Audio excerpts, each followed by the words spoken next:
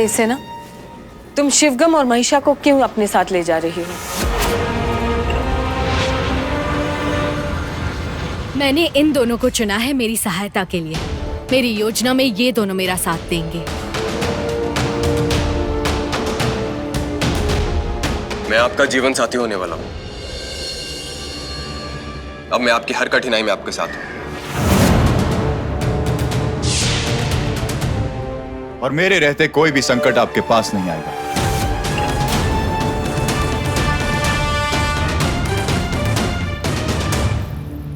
देवसेना, तुम्हारी क्या योजना है? मेरी सेना एक गुप्त रास्ते स्याला राज्य पहुंचेगी और हम तीनों जंगल के रास्ते से जाएंगे। इस तरह स्याला को हमारे बारे में पता नहीं चलेगा और वो सावधान नहीं होगी और हम बड़ी आसानी से ये कार्य समाप्त कर देंगे। मैं जानती हूँ। जाओ, तुम्हारे इस कार्य में विजय हो।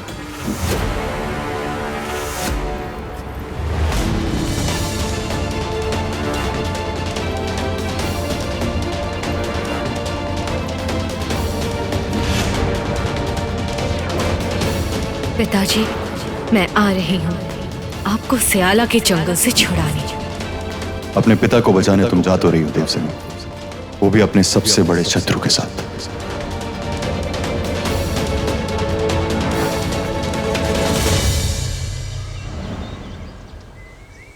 सत्य विनाश भस्म कृत कृप स्वरूप धीमहि। सत्य विनाश भस्म कृत कृप स्वरूप धीमहि। सत्य विनाश भस्म कृत कृप स्वरूप धीमहि। सत्य विनाश भस्म कृत कृप स्वरूप धीमहि।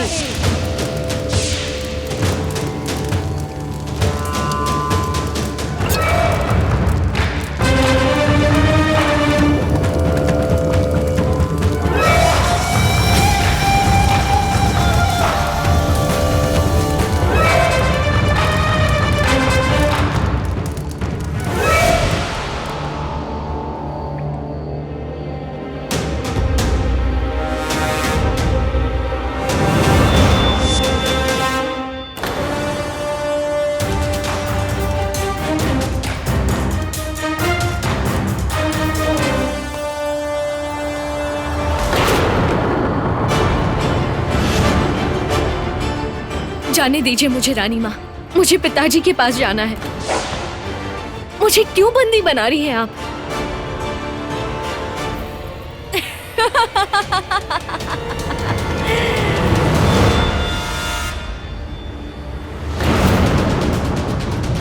चलिए माँ, छुपा छुपी खेलते हैं।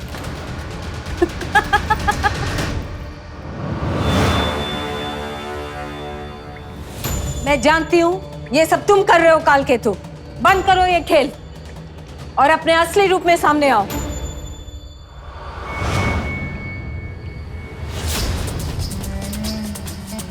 रंग न जाने रूप न माने, कालकेतु केवल मृत्यु पहचाने।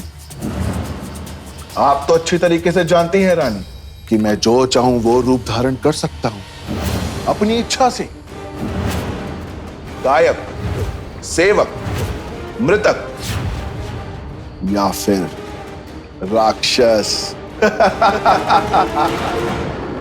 मृणांगिनी, सुरांगिनी, विनाशकी या विलासिनी, आपका रूप, आपकी बेटी का रूप, या फिर आपके पति देव का रूप, या फिर आपके प्रेमी का रूप, जो चाहूं वो रूप धारण कर सकता हूं मैं रानी।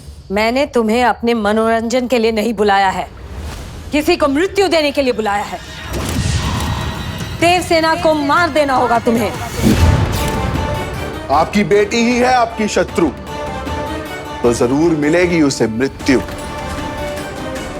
लेकिन आपने क्यों नहीं दी उसे मृत्यु रानी? नहीं मार सकती मैं उसे, इसलिए तुम्हारा आवाहन किया है। न जाने किस घड़ी में संभवी जान ने उसको जन्म दिया, किसका आशीर्वाद है, कौन सी शक्ति है उसमें। ये पता होता तो बचपन में ही उसका गला घोट दिया होता। बेचारी पद्मा विचा। मेरे धैर्य की परीक्षा मत लो कालकेतु। मैंने तुम पर अपना रक्त बहाकर अपनी मायावी शक्ति प्रदान की है। जाओ, उसका उपयोग करो और देवसेना का अंत करो, इससे पहले कि वो सिलंबन को वापस ले आए। शत्रु की मृत्यु लाएगा कालकेतु, बड़ा आनंद आएगा उसे मारने में। मृत्यु मृत्यु मृत्यु, शत्रु शत्रु शत्रु।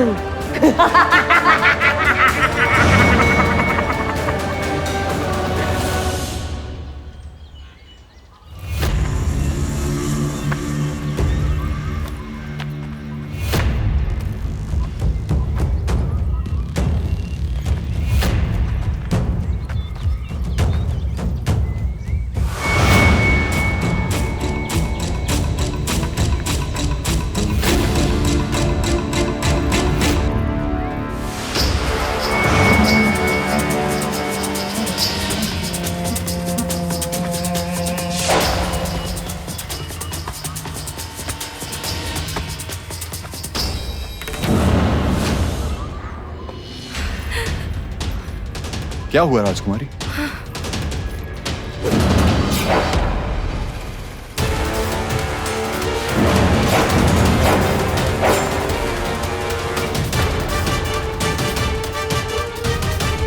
ये सब किसने किया होगा?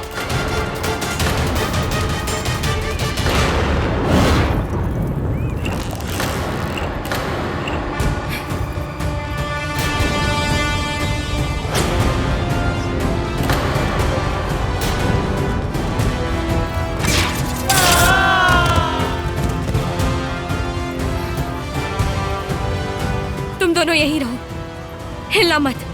राजकुमारी,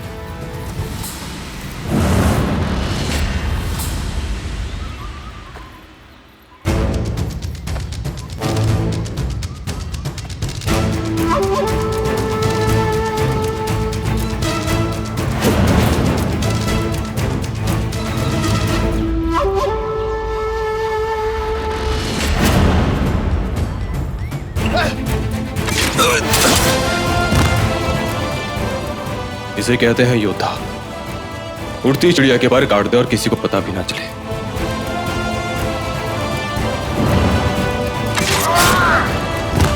अद्भुत योद्धा है देवसेना। अगर ये और मैं मिल जाएं, तो हम पूरा विश्व जीत लें। लेकिन आप और ये कभी नहीं मिल सकते महिषा, क्योंकि आप इसके शत्रु हैं।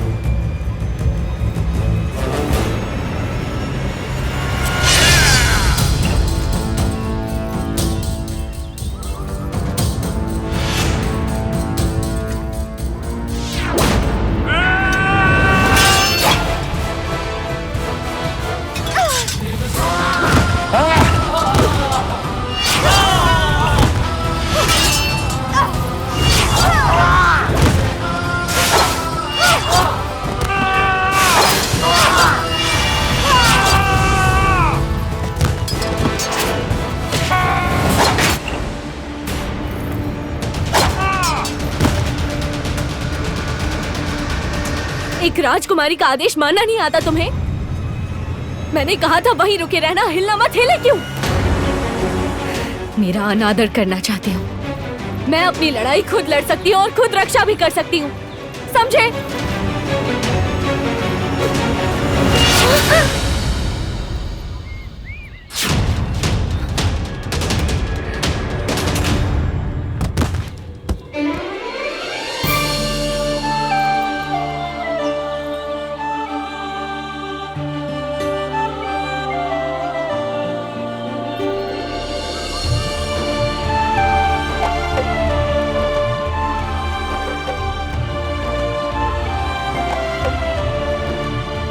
क्षमा राजकुमारी जी। मेरी राजकुमारी के पास जो भी आएगा, मैं उसे जिंदा नहीं छोड़ूंगा। मैं राजकुमारी का होने वाला पति हूं। राजकुमारी देवसेना की जय हो। क्षमा कीजिए राजकुमारी देवसेना, हमारे कबीले के लोग आपको पहचान नहीं पाए। मैं यहाँ का प्रमुख हूँ और मैं यहाँ आपका स्वागत करता हूँ।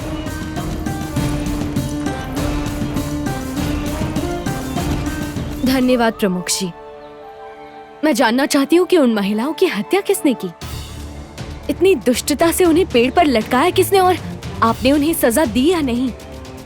आइए राजकुमारी जी, मेरे साथ आइए, मैं आपको सब कुछ बताता हूँ। आइए।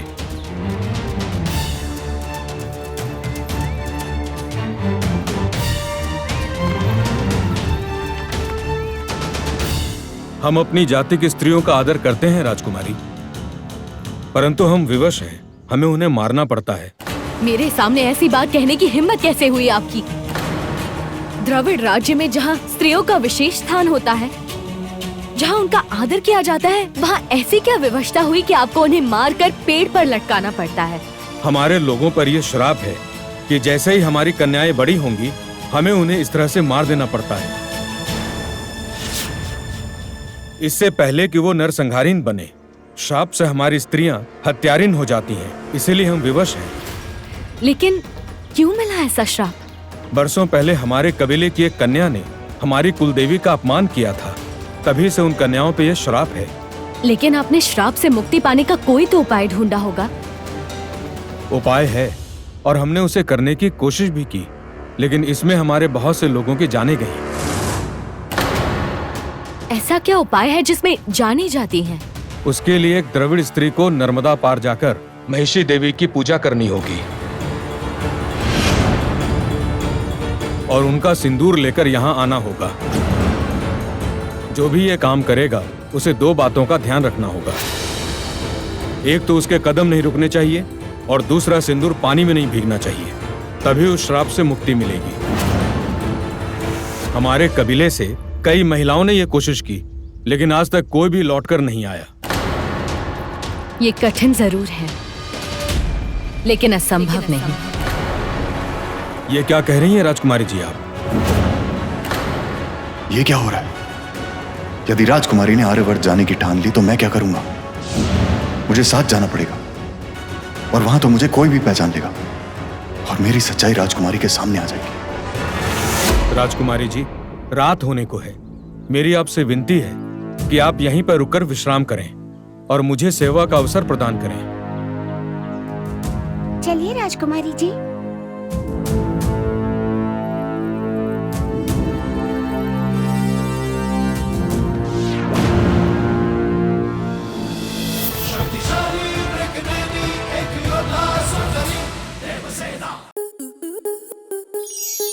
स्टार प्लस के ऐसे ही और बेहतरीन लम्हे देखने के लिए सब्सक्राइब करें हमारे YouTube चैनल को।